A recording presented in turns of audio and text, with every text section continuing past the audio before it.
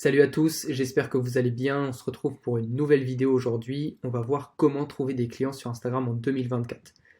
Donc c'est très simple, cette vidéo elle va se diviser en deux parties.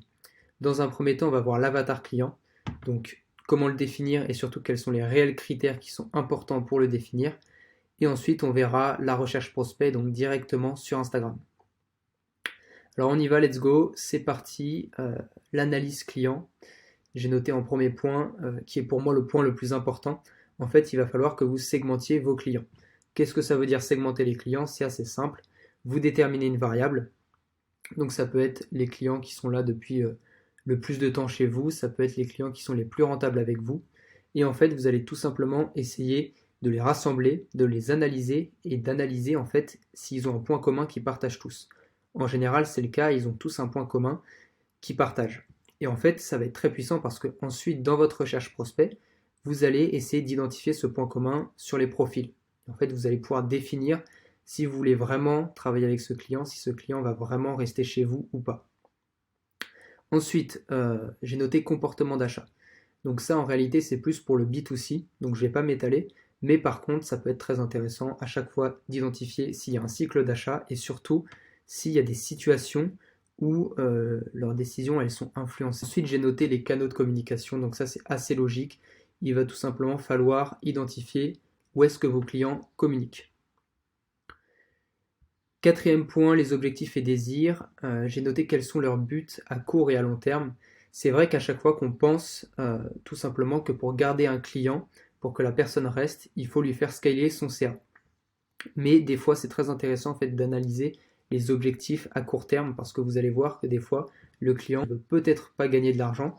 Euh, Court terme, c'est à peu près 3 à 6 mois. Des fois, le client va vouloir processiser sa boîte, il va vouloir peut-être se libérer du temps, déléguer. Mais dans tous les cas, c'est très intéressant d'analyser ça pour être sûr de ne pas être à côté de la plaque quand on leur propose un service. Ensuite, j'ai noté besoins et points de souffrance. Donc, quel problème votre service résout-il? C'est vrai que des fois, il y a des personnes qui ont des services excellents, qui résoudent des problèmes cruciaux, mais en fait, il faut toujours analyser, ici j'ai mis, quels sont les besoins non satisfaits de vos prospects. Des fois, en fait, le prospect va déjà avoir résolu ce problème. Vous aurez beau en fait avoir la meilleure des offres et résoudre un problème qui est vraiment douloureux, un problème crucial, bah, des fois vous allez tirer à côté parce que le prospect, en fait, il aura déjà résolu ce problème. Donc il faut toujours analyser la situation du prospect, est-ce qu'il a déjà résolu le problème ou non, dans quelle phase en fait il se situe. Très important d'analyser la phase du prospect. Et ensuite ici j'ai noté données démographiques, donc c'est plus pour les personnes qui vont cibler les entreprises locales. Donc pareil, je ne vais pas m'étaler dessus, mais par contre si vous ciblez les entreprises locales, c'est quand même vachement important.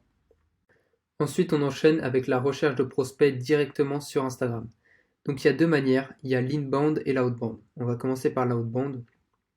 Ici, j'ai noté compte similaire. Donc pour toutes les personnes qui ne sont pas trop familières avec Instagram, je vous ai mis tout simplement à gauche une image qui illustre ce que c'est. En fait, c'est tout simplement à côté du bouton s'abonner, vous avez une petite flèche, vous cliquez et il va y avoir des comptes similaires qui vont dérouler par rapport au profil sur lequel vous êtes. Donc il faut savoir que c'est uniquement basé sur la base d'abonnés de la personne. Donc si les personnes ont une base similaire d'abonnés à la personne, ils vont rapidement se retrouver dans les comptes des suggestions. C'est pas parce qu'ils sont amis, c'est pas parce qu'ils échangent entre eux, c'est pas non plus parce qu'ils sont de la même niche, c'est uniquement basé sur la base d'abonnés. Donc évidemment, vous allez pouvoir trouver énormément de prospects, notamment quand vous êtes sur le profil d'un prospect, vous allez pouvoir trouver tout simplement des profils similaires. Ensuite, j'ai noté les abonnements. Évidemment, c'est toujours intéressant dès que vous trouvez euh, une personne qui est dans votre avatar client, allez voir ses abonnements. Il y aura toujours des personnes similaires et il y aura même des gens qui sont souvent abonnés à leurs concurrents. Donc c'est toujours intéressant. Et ici, en dernier point, j'ai mis Explorer. C'est toujours aussi très bien de se faire un deuxième compte Instagram où on va aller liker du contenu de notre niche. Et comme ça, vous aurez un feed niché et vous allez pouvoir avoir des clients qui vont apparaître directement dans votre feed en fait. En dernier point, j'ai noté la localisation ici, c'est encore une fois plutôt pour les entreprises locales. Donc pour toutes les personnes qui ciblent les entreprises locales, c'est ici donc à gauche, à droite pardon, à droite dans la barre de recherche en fait, ce sera la dernière section. Donc voilà pour l'outbound. Ensuite, l'inbound, j'ai noté settings sur vos propres abonnés. Ça, je voulais simplement faire une petite précision. Ça dépend vraiment de comment vous avez construit votre compte.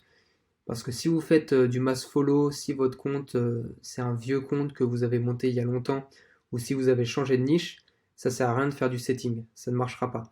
Le setting sur les propres abonnés, donc sur les abonnés qui interagissent avec votre contenu, ça sert uniquement si vous avez monté votre compte en organique et de manière vraiment très propre.